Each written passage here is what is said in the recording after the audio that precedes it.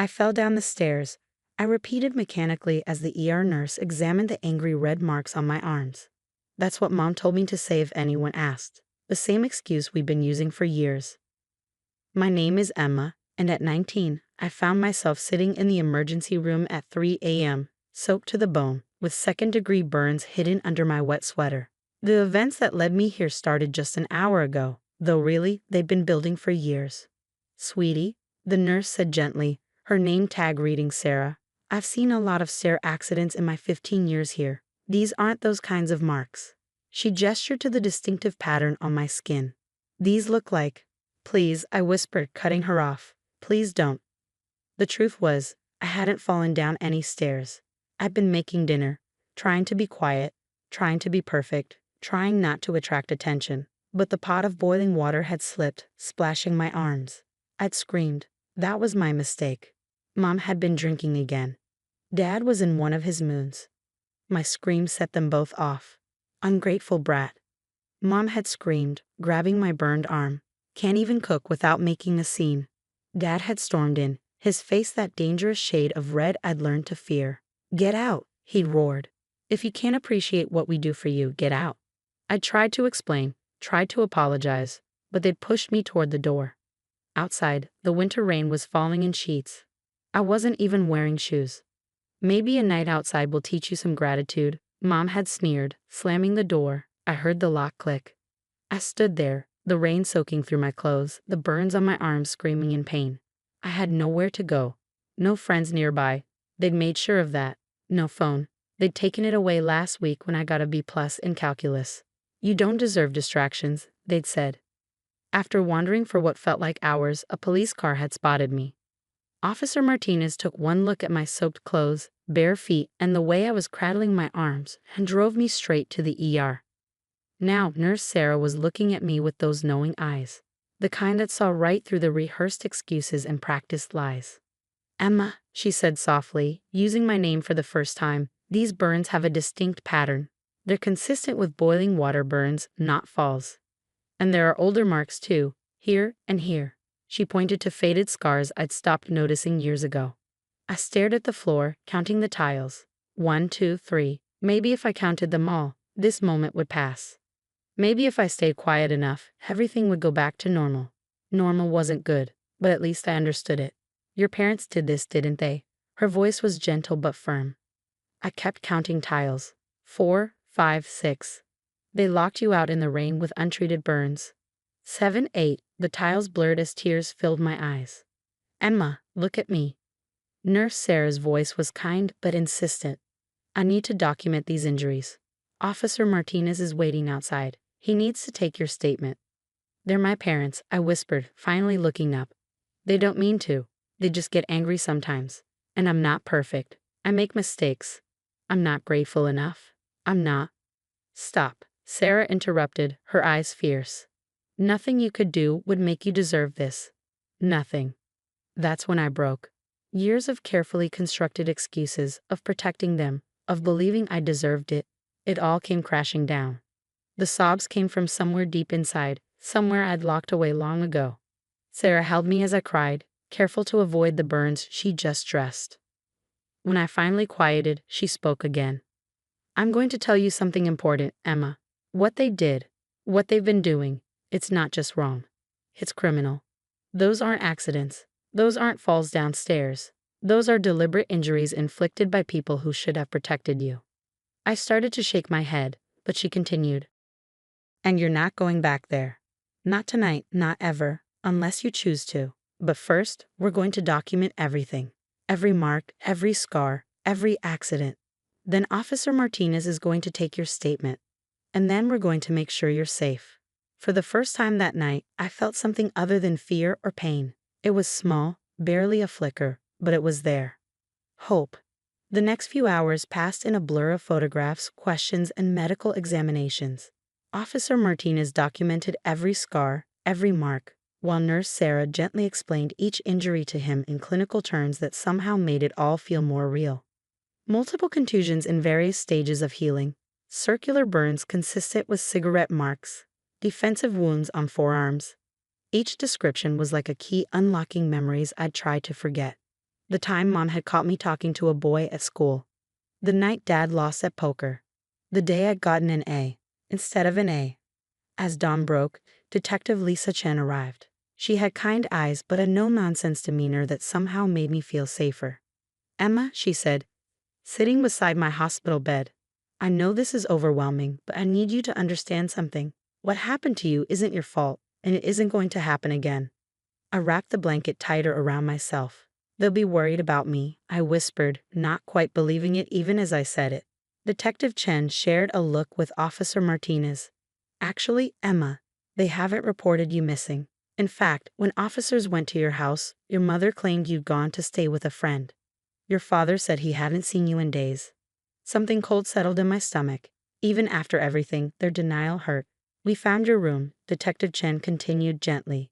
"The locks on the outside of the door, the missing doorknob, she paused, checking her notes. "The gratitude list nailed to your wall." I flinched. The gratitude list, a daily reminder of everything I owed them.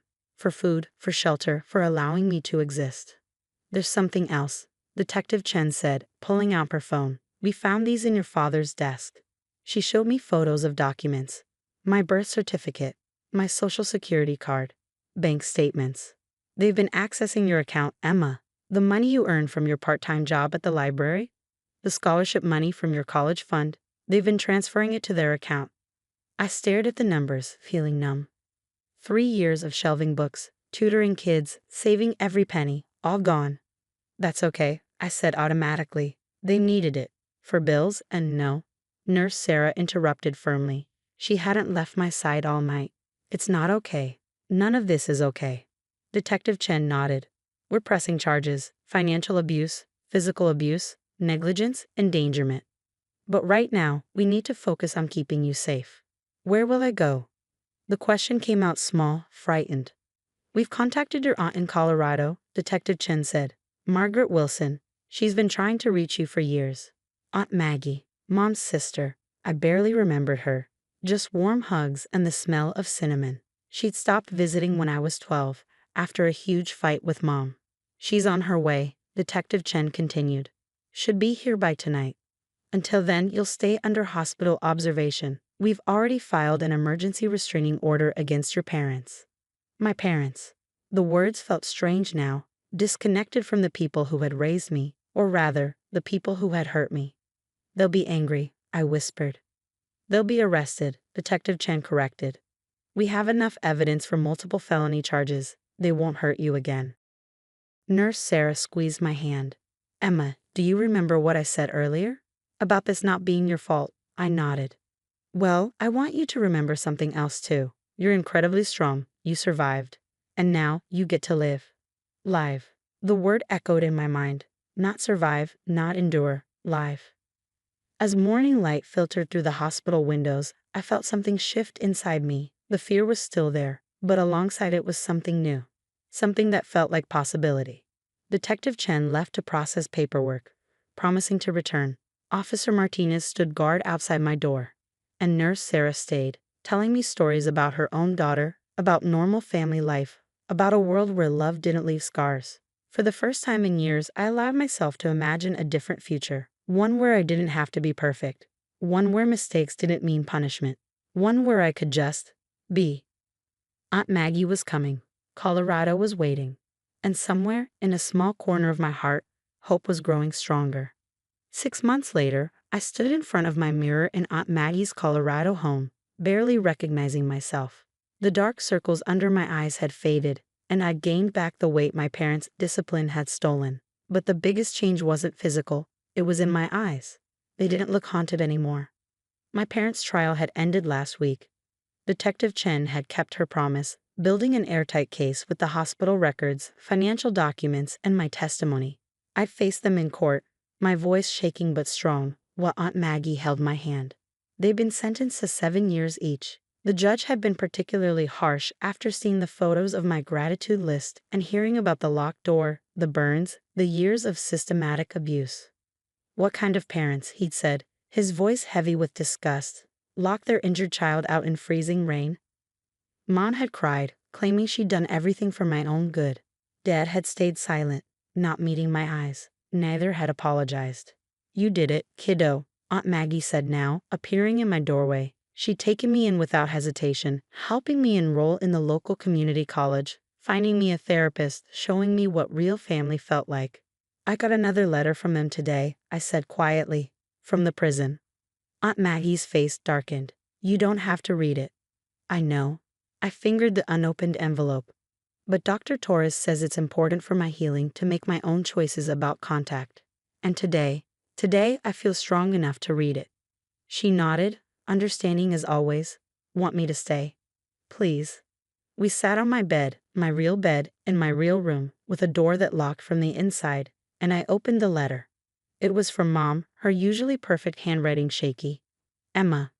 The prison counselor says I need to understand what we did wrong, but you were always so difficult, so ungrateful. Everything we did was to make you better. Now you've ruined our lives.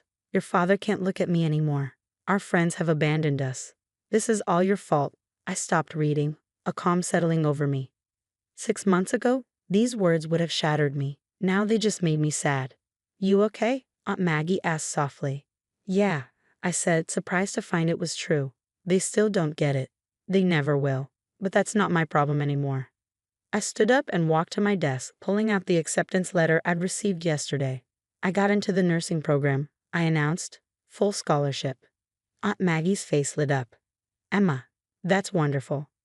Nurse Sarah wrote me a recommendation letter, I explained. She said sometimes the best healers are the ones who understand what it's like to need healing. Tears filled Aunt Maggie's eyes.